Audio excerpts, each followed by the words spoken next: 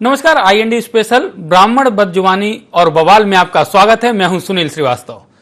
जी हां, लगातार जिस प्रकार से विवादित बोलों का सिलसिला जारी है, बीजेपी की तरफ से एक और बीजेपी के नेता हैं प्रीतम लोधी, उन्होंने ब्राह्मणों को लेकर एक विवादित बयान दिया है। शिवपुरी में दिए गए बयान से अब लगातार बवाल मच रहा है। कथावाचकों और ब्राह्मणों को लेकर जिस प्रकार के शब्द कहे हैं प्रीतम लोधी ने, उससे पूरा ब्राह्मण समाज प्रीतम लोधी के खिलाफ सड़कों पर आ गया है। प्रीतम लोधी के खिलाफ कार्रवाई की मांग को लेकर विरोध प्रदर्शन हो रहे हैं और अब पूरे प्रदेश में प्रीतम के खिलाफ ब्राह्मण समाज लामबंद होने की तैयारी में है। विरोध को देखते हुए पूरा मामला भांप गई है बीजेपी और अब बीजेपी नेता प्रीतम लोधी को भाजपा प्रदेश अध्यक्ष बीडी शर्मा ने पार्टी कार्यालय में तलब किया है और दिए गए बयान पर स्पष्टीकरण मांगा है। तो कुल मिलाकर जिस प्रकार से एक कार्यक्रम में शिवपुरी में प्रीतम लोधी ने जो बातें कही, वो कहीं ना कहीं ब्राह्मण समाज या कथावाचक हैं उनके लिए जरूर अमर्यादित थी और अपशब्द कहे जा सकते हैं कि वो एक अपशब्द की सीमा में भी आते हैं। प्रीतम लोधी जो अपना उनका भाषण था, उस पूरे भाषण के दौरान सारी मर्यादाएं लांघ गए और जिस प्रकार की उन्होंने बातें कही वो हम आपको सुनाते हैं कि क्या कुछ प्रीतम लोधी ने कहा और उसके बाद क्या रिएक्शन आया कांग्रेस और बीजेपी का, और विरोध प्रदर्शन के भी दृश्य आपको दिखाते हैं।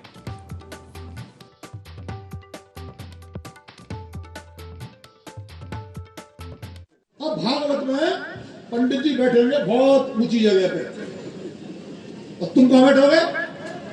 नीचे। और बैठे बैठे वो तुम्हें कम से कम नहीं तो 7-8 घंटे तुमको पागल बनाएगा वो हम पागल बनते हैं। एक हमारे यहां भी ऐसा हुआ था। हम पागल बनते हैं, उसकी बातें सुनते हैं। सबसे ज्यादा वो दान की बात करता है कि जितना दान दोगे उतना भगवान तुमको देगा। पूरी महिलाएं जितनी आती हैं अपने घर में जो भी होता है, घी, शक्कर, चना, मठा या दूध या गेहूं, चावल, सब चढ़ा के धीरे से बांध लाएंगी, वहां के बैठ जाएंगी। फल फ्रूट वगैरह ऐसी चीजें लाएंगी और उसके चरणों में अर्पण कर देंगी। बच्चे को नहीं खिलाएंगे, अपने को उस ब्राह्मण देवता को अर्पण कर देंगी।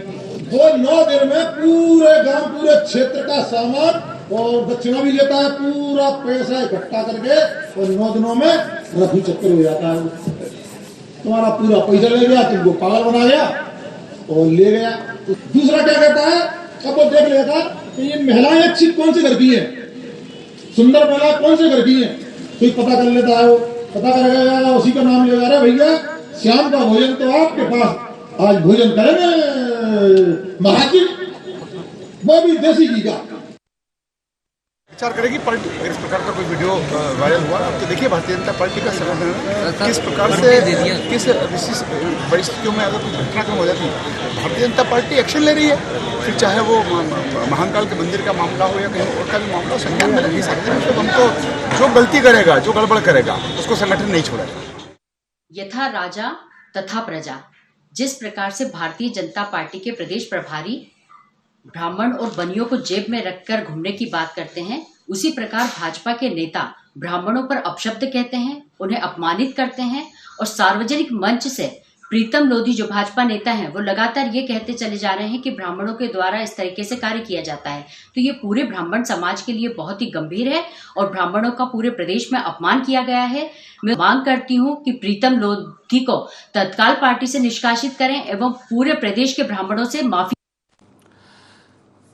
चलिए, तो भाजपा प्रीतम लोधी पर कार्रवाई की बात कह रही है। भाजपा प्रवक्ता हैं यशपाल सिंह सिसोदिया और विधायक भी हैं।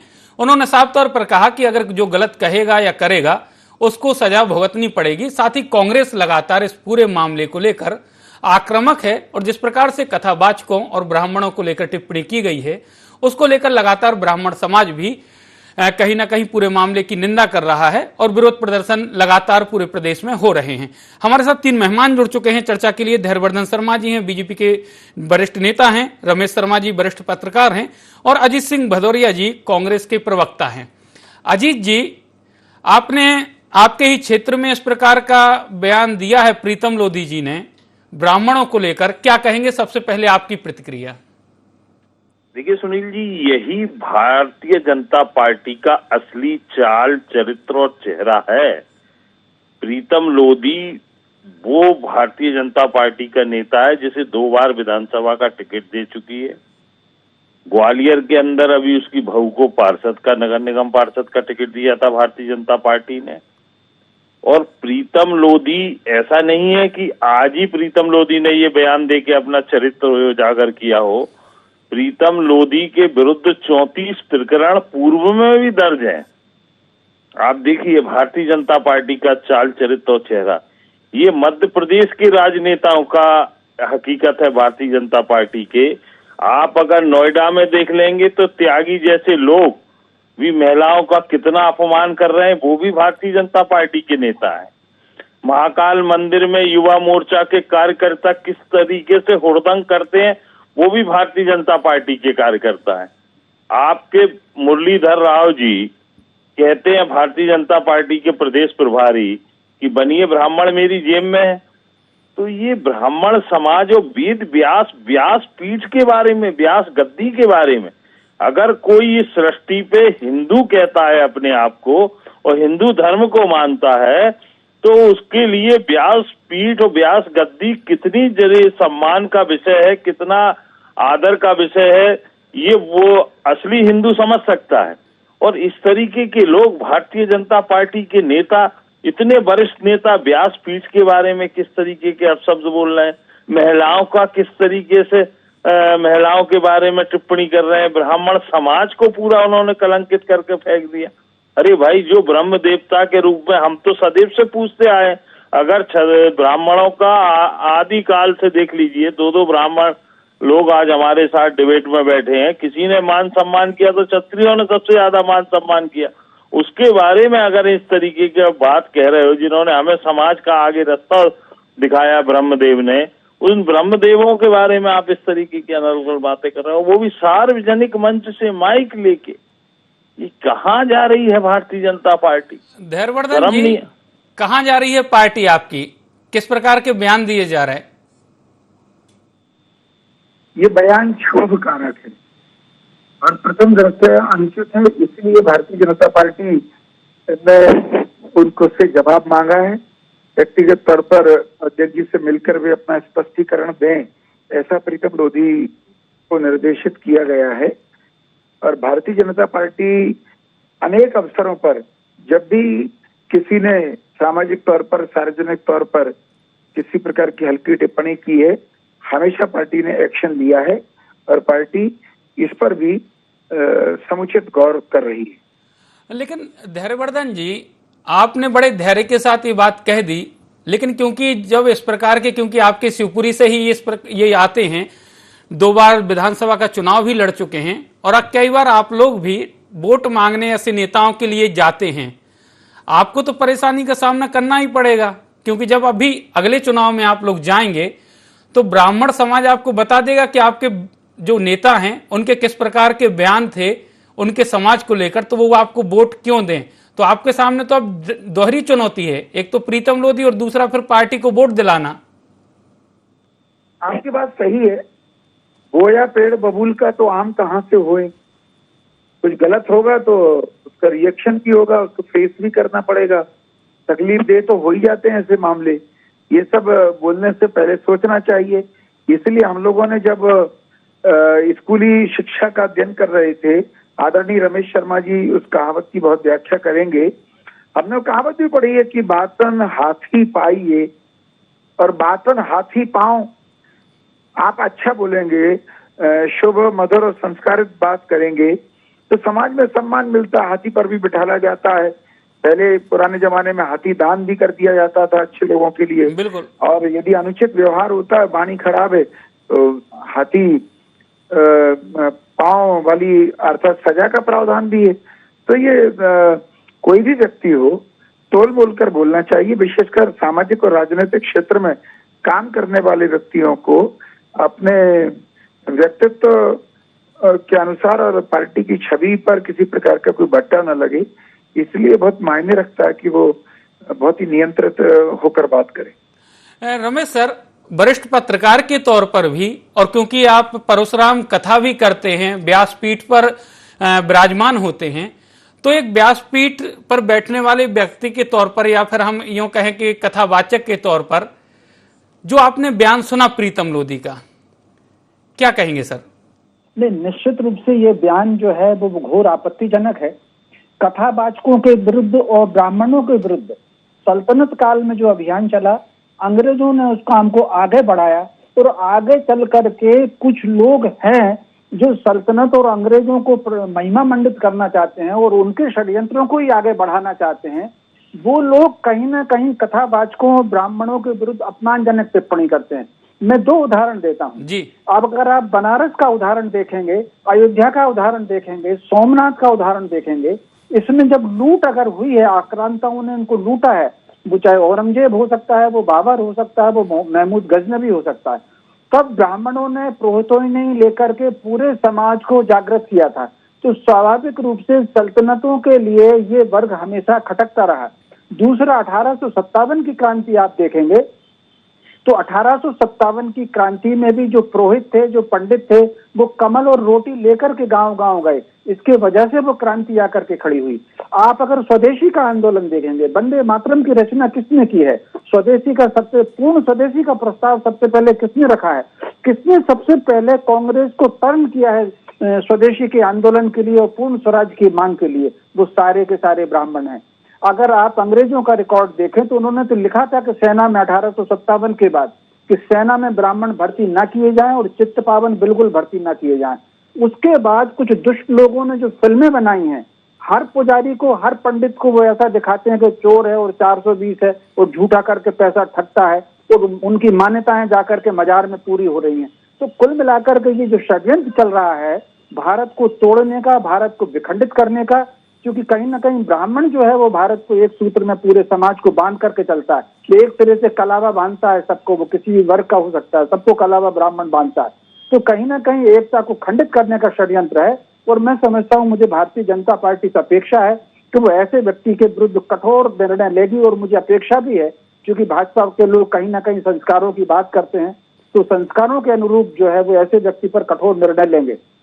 सर, संस्कारों की बात की, पंचनिष्ठाओं की बीजेपी में बात होती है, लगातार प्रशिक्षण होता है, लगातार संवाद की जो बारीकियां हैं वो भी सिखाई जाती हैं, लेकिन कुछ एक ऐसे उदाहरण भी आ जाते हैं, चाहे हम प्रीतम लोधी की बात करें या और भी कई उदाहरण हैं जिनके बयानों ने कहीं ना कहीं वोट बैंक तो छटका है ब्राह्मणों का बीजेपी से। एक हमने पिछले विधानसभा चुनाव में भी देखा था कि एक शब्द ने, एक स्टेटमेंट ने, माई का लाल वाले शब्द से कहीं ना कहीं वोट बैंक प्रभावित हुआ था। अब चुनाव के लगभग 14 महीने पहले इस प्रकार का प्रीतम लोधी का बयान तो बीजेपी के लिए कितना मुश्किल होगा सर?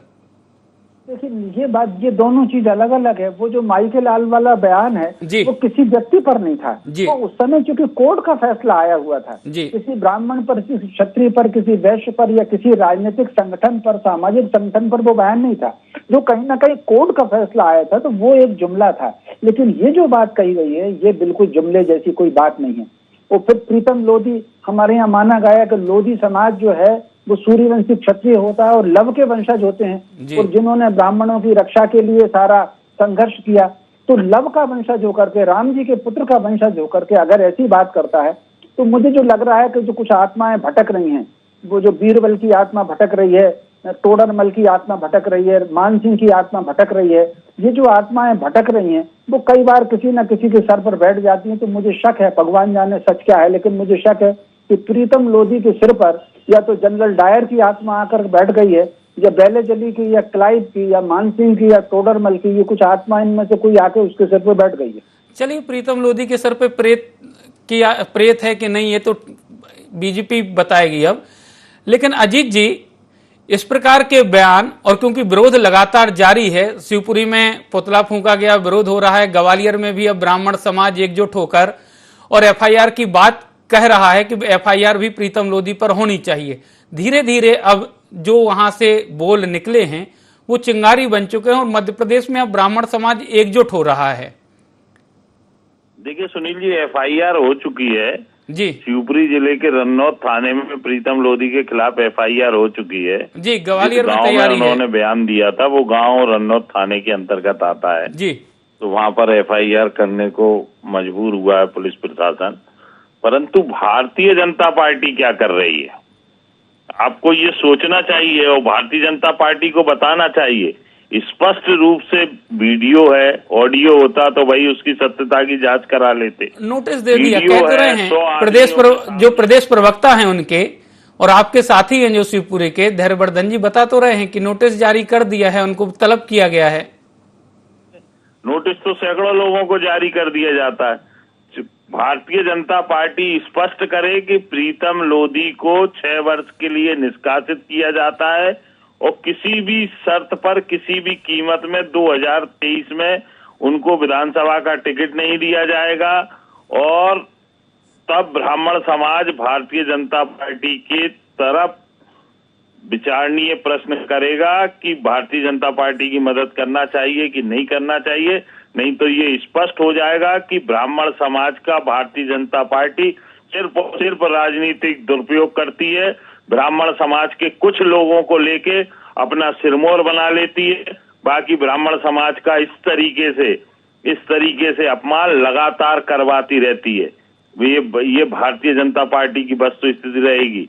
जो भारतीय जनता पार्टी कुछ मोहरे बना के बिठाल देती है, उनको ओबलाइज करती है कि ये ब्राह्मण नेता हैं, ये ब्राह्मण पत्रकार हैं, इनको हमने ओबलाइज कर दिया, तो वो बैठ के मान सिंह की आत्मा और फलाने की ठिकाने की आत्मा ला के खड़े कर देंगे। पर भारतीय जनता पार्टी ऐसे दुराचारियों को ओबलाइज कर रही है, ये कोई पत्रकार नहीं बोलेगा। ये भी तो बोलना चाहिए। आज आपके समाज को गाली दी है, आपको बोलना चाहिए स्पष्ट कि जिस व्यक्ति पे 34 प्रकरण पहले दर्ज है, भारतीय जनता पार्टी क्यों उसको ओबलाइज कर रही? क्या और दूसरे लोधी नेता नहीं है क्या उस समाज के उस जगह पे? आप तो भारतीय जनता पार्टी तो विश्व की सबसे बड़ी पार्टी है। आप तो किसी भी कार्यकर्ता को खड़ा कर दोगे, धैर्यवर्धन शर्मा को ही खड़ा कर दो शिवपुरी में पिछोर में ले जाके, तो धैर्यवर्धन शर्मा नेटवर्क खड़ा कर लेंगे अपना। परंतु नहीं, आपको एक आपराधिक प्रवृत्ति का व्यक्ति चाहिए जो ग्वालियर से लेके पिछोर में लाके आप खड़ा करते हैं। ये भारतीय जनता पार्टी की मनोवृत्ति है सुनील जी। ये भारतीय जनता पार्टी जिस तरीके से समाज में बैरभाव, शिवराज सिंह माइका लाल शब्द कोई छोटा मोटा शब्द बोला था शिवराज सिंह जी ने, उसका उनको ग्वालियर चंबल संभाग में परिणाम भुगतना पड़ा। और ये जहर बोती है, हमेशा जातियों में जहर बोना चालू कर दिया। पहले धर्मों के आधार पर जहर बोती थी, अब जातियों के आधार पर जहर बोती है। और इसने जिन लोगों को अपॉइंट किया है वो देखिए, ब्राह्मण समाज की बात हो परंतु वो घुमा फिरा के दुनिया में ले जाएंगे। जो भारतीय जनता पार्टी की कमी है उसको सुनील जी नहीं बताते लोग। यही बड़ा समाज में विकृतता पैदा हो रही है। धैर्यवर्धन जी से पूछ लेते हैं, धैर्यवर्धन जी से पूछ लेते हैं। धैर्यवर्धन जी, उमा भारती जी हाशिए पर चल रही हैं पार्टी में। उमा जी के बयान कहीं ना कहीं बीजेपी के लिए मुसीबत का सबक बन रहे हैं और ऐसे में प्रीतम लोधी जो कि उमा जी के बहुत करीबी हैं, रिश्तेदार भी हैं, अब उनका एक बयान पार्टी के लिए मुसीबत बना हुआ है। तो ऐसा तो नहीं कि कहीं ना कहीं ये सोच समझ के बयान दिया गया हो कि भाई पार्टी कम से कम जवाब तलब तो करे, कम से कम पूछ परख तो हो इस बयान के ही भरोसे? देखिए, दीदी की वाणी में तो साक्षात सरस्वती माँ का आशीर्वाद है। वे सामाजिक कुरीतियों को लेकर या अन्य मामलों पर लेकर के कोई बात कहती हैं, ध्यानाकर्षण करती हैं, तो वो उस पर मेरे स्तर के कार्यकर्ता की हैसियत नहीं कि उसमें मैं कुछ छिद्रान्वेषण करूं, कुछ पॉसिबल नहीं है। पर देखिए, अभी जो प्रसंग चल रहा है, मैंने वो तो बहुत साफ गोई के साथ मैं कहता हूँ, क्योंकि मेरी अपनी शैली है, मैं अपने संस्कृत के तहत ही बात कर पाऊंगा। बिल्कुल। कि बंदूक से निकली गोली और मुंह से निकली बोली ये वापस नहीं होती है। बहुत तोल मोल कर बोलना चाहिए। हजारों लोगों के हृदय को हर्ट किया है, लोगों में नाराजी है। उस नाराजी और उस आपत्ति को पार्टी ने संज्ञान में लिया है और पार्टी उस पर कार्रवाई करेगी। मेरा ये कहना है कि यहाँ आज हम सिर्फ चर्चा कर सकते हैं, अंतिम निर्णय नेतृत्व को करना है। वो इनको शंट करते हैं, कितना इनको दंडित करते हैं और ये बताएंगे किस परिस्थिति में ऐसा क्यों बोला, क्योंकि शब्द शब्द की व्याख्या करते हैं लोग, बहुत तकलीफदेह हो जाता है मामला। और निश्चित तौर पर आज शब्दों का अभाव प्रतीत हुआ मुझे, मैं क्या सफाई दूं। जी जी जी। रमेश सर, कार्यक्रम भी ब्राह्मण समाज या इस प्रकार का कोई विषय नहीं था कि इस विषय पे चर्चा होती। कार्यक्रम दूसरा था, अवंतीबाई जी से रिलेटेड कार्यक्रम था, उनके जीवन पर आपको प्रकाश डालना था, उनसे रिलेटेड बात करनी थी, लेकिन कहीं ना कहीं उस पूरे मामले से इतर आप कथावाचकों और ब्राह्मणों पर आ जाते हैं। क्या माने इसको सर? नहीं, ये तो एक प्रकार की शरारत ही मैं इसको कहूंगा, क्योंकि वहां पर कोई विषय नहीं था जी। वो अगर कोई कथावाचक, एक बात समझ लीजिए कि हर वर्ग में अच्छे और हर वर्ग में बुरे भी होते हैं। बिल्कुल सर। विशर्वा का पुत्र रावण हो सकता है और कश्यप ऋषि का पुत्र हिरण्यकश्यप हो सकता है। तो हो सकता है अपवाद स्वरूप में कोई कथावाचक के रूप में कुछ काम कर दे। अगर इस तरह का कोई प्रसंग होता और उस पर प्रीतम लोधी ऐसी बात कहते तो उस पर फिर भी एक बार विचार हो सकता था, लेकिन अनावश्यक बेवजह ला करके वो कुछ न कुछ उससे उनकी योजना होगी। अब चूंकि इसमें कोई शक नहीं, जैसा धैर्यवंदन जी ने भी कहा है और भाजपा अध्यक्ष जी का भी बयान आया है, तो धीरज पूर्वक उन बयानों पर यकीन करके क्या कार्रवाई कर रहे हैं, नोटिस का उत्तर क्या आता है। क्योंकि अब कुछ भी हो, लोकतंत्र है, प्रजातंत्र है, तानाशाही तो है नहीं, तो उसमें कहीं ना कहीं नोटिस जारी करना और उसके उत्तर को समझना। लेकिन मुझे ये प्रीतम लोधी कई बार जुबान फिसल जाती है, प्रसंग में आकर के व्यक्ति आवेश में कह देता है, लेकिन वो तब होता है जब संबंधित विषय पर बात चल रही है और कोई अप्रिय प्रसंग आ जाए, तो उस समय तो कई बार ऐसा होता है कि हमारा संयम टूट जाता है या मर्यादा, शब्दों की मर्यादा टूटती है। लेकिन यहाँ तो विषय था नहीं, परिस्थिति थी नहीं, देश काल परिस्थिति के विपरीत जाकर के अगर कोई ऐसा बंदा बोल रहा है तो मैं समझता हूँ उसके दो ही कारण हो सकते हैं। अगर व्यक्ति सोच समझ के बोल रहा है तो उसकी कोई योजना है, या फिर मानसिक रूप से वो विकृत हो गया। ये दोनों चीजें भारतीय जनता पार्टी को भारी नुकसान देने वाली है। नहीं, दूसरा सर कि अगर जवान फिसलती तो 1 या 2 मिनट के लिए, एक लंबा चौड़ा और पूरा, जिस प्रकार से हमारी भागवतों में जब आयोजन भागवत का होता है तो व्यास गद्दी से लेकर कथावाचकों की स्थिति तक, महिलाएं कैसी आती हैं, क्या करती हैं, कहां से सामान्य, तमाम चीजों को बिंदुवार उन्होंने बताया। यानी बयान तो सोच समझ कर दिया है। लग रहा है तो वही मुझे लग रहा है, मैंने खुद भी यही बात कही कि ये जो है कहीं ना कहीं ये एक प्रकार का षड्यंत्र है। अब उसके पीछे कारण जो हो सकता है, समाज को बांटने का षड्यंत्र है। इस परिस्थिति में आप देखें कि आज पूरे देश को इकट्ठा होने की आवश्यकता है। सीमा पर सक्रियता को अगर हम छोड़ भी दें तो समाज के भीतर जो घटनाएं आ रही हैं, चाहे राजस्थान से घटना आ रही हो, वो महाराष्ट्र से आ रही हो, मध्य प्रदेश के नीमच में घटना घटी, उत्तर प्रदेश में कितनी घटनाएं घटी, दिल्ली में घटनाएं घटी, आसाम में घटनाएं घटी, कर्नाटक में घटनाएं घट रही हैं। तो इसमें पूरे समाज को एकजुट होकर के देश विरोधी ताकतों से सामना की जरूरत है। ऐसी स्थिति में उनकी तरफ से ध्यान हटा करके आपस में एक दूसरे में ही वैमनस्य पैदा हो, ऐसी बात कहना मेरी दृष्टि में ये बहुत सामान्य बात नहीं है। इस पर पूरे समाज को और खुद संगठन को इस पर गंभीर होना चाहिए। चलिए प्रीतम लोधी की बात करें तो नोटिस मिलने के बाद उन्होंने हालांकि माफी मांग ली है। अब इस माफी का असर ब्राह्मण समाज जिस प्रकार से आक्रोशित है उस पर कितना होता है, या प्रीतम लोधी जिस प्रकार से अब सफाई दे रहे हैं वो संगठन कितनी उनकी सफाई मानता है। हमसे चर्चा में जुड़ने के लिए आप तीनों मेहमानों का बहुत बहुत शुक्रिया। तो इसीलिए कहते हैं कि तोल मोल कर ही बोलना चाहिए, क्योंकि जुबान से निकली बोली और बंदूक की गोली कभी वापस नहीं आती। और क्योंकि अब जिस प्रकार से प्रीतम के बयान के बाद बखेड़ा खड़ा हुआ है तो भाजपा के लिए भी कहीं ना कहीं मुश्किल की घड़ी है और मुश्किल का सबब प्रीतम बने हैं। हालांकि बीजेपी नेता भी अब जवाब देते ही उन पर प्रीतम लोधी वाले मामले पर नहीं बन रहा है, लेकिन अब प्रीतम ने कहीं ना कहीं पार्टी की मुश्किलें तो जरूर बढ़ा दी हैं।